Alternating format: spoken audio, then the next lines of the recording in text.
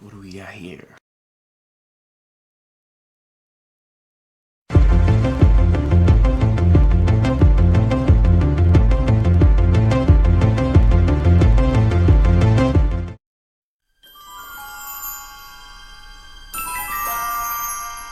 What's going on, everybody? Carlos here once again from Premier Cuts, and today we have another unboxing slash first impressions video. And this is one that, man, when I showed it off on my Instagram, if you haven't followed me on Instagram, I don't know what you're doing. That's where you're gonna get a lot of behind the scenes.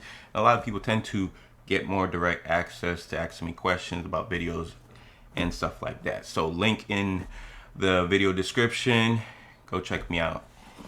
Anyways, let's get into this one. Like I said, there's been a lot of interest about this. Now, I have heard some things from friends of mine who have used this, and we'll talk about this, but let's just unbox this and get with that. And as you see, we have the clones of the Andy Masters. Before we do that, we'll just get this out of the way. So here we go. We have the actual cable, charging brick, a little cleaning brush, guards. I'm gonna go through the guards just because I know people tend to ask me. Now, I can't guarantee that every single one of the machines are gonna have the exact same guards because it's just like that. Problem is, I had to buy this from AliExpress, so you got to kind of take it as it is. Here we have the 1. This is the 7, the 5, 6, 2, 8, 3/16 B. This is a 1.5 right here. I gotta be honest, these guards don't look like they're gonna be that good, but for home use they might get the job done. 3, and then the 4. We have a charging stand. Again, it's a very close clone. Here's a charging stand right here, as you see. Now the Andis actually has Andis written right there. This charging stand feels very similar to it. Obviously, it's going to be using a different charging port, as we can take a look right here. The Andis is a different plug, so it's not like you can buy this and then connect this. Even though it's very similar, you cannot connect it to the Andis port and dock it because it uses a different charging hole for these ports. So, yeah, so this would just go like this.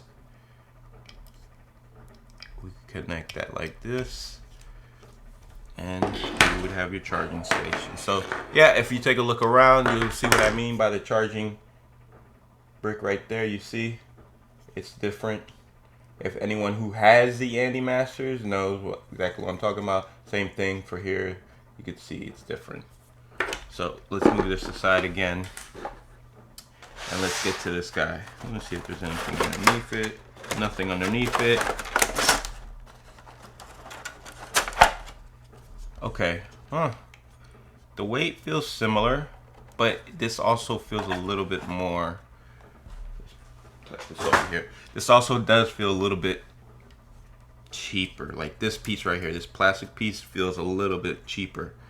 Again, this is the difference in for anyone, and I should do a comparison between just like a walkthrough between the two and what are difference.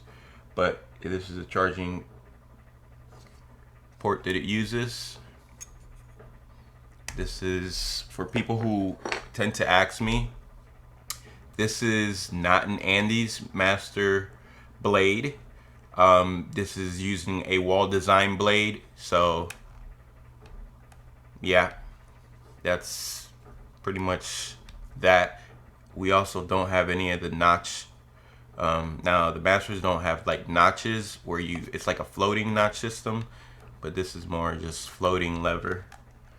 The lever feels okay, still very plasticky. This is obviously going to be a fingerprint magnet, as you see already, but it's got a mirror finish. So now something that I've been told about this is that the blade itself is not very good. So what I will probably do is I will start a haircut with this, maybe finish it depending on how good the blade is before we turn it on. And then I'll probably swap out blades for like a fade blade or maybe like a fusion blade that Gamma uses, because I just think that from what I understand, that's his biggest weakness right now. I don't know exactly how the power is. Here we have an indicator that says RPM 6500, available time 62%. So this came partly charged, which is nice. The power feels almost comparable, but it's gonna be interesting to see how this cuts all together. The lever right here feels very like a weak point. It just doesn't have, I don't know. Like even this, it's like kind of moving around. See what I'm saying? Right there. It just kind of moves around there, so it doesn't give me great confidence there. But it's a really nice clone when it comes to how the design looks. It looks like they literally took it off the same assembly line and just didn't put anything. Now, this seems to, like, if we look at this box real quick, which let me do this. Put this in right there. This box says FKS. What is that? I have no idea. It doesn't really matter who's making this at this point. Damn, my camera's been kind of crooked this whole time. Hopefully not too much. But yeah, like this, it doesn't matter the name brand. Ubeats, I think, is one that you see a lot. This box says KF. There's no documentation. That's the thing when you buy from AliExpress. You really don't necessarily get a lot of information when it comes to it. Like, I don't have any information that comes to, you know, the true RPMs or what kind of motor's in here, if it's brushless, if it's rotary. My guess is it's a rotary motor. Construction is solid. Like I said, it's a good looking machine. How good is it? We're gonna find out, but I do have friends who have used this before. And look at it. See, this is what I mean. Like, this doesn't give me the best confidence. So really all I have to do is use it, and we'll get back to this video. All right, we'll see you in a second.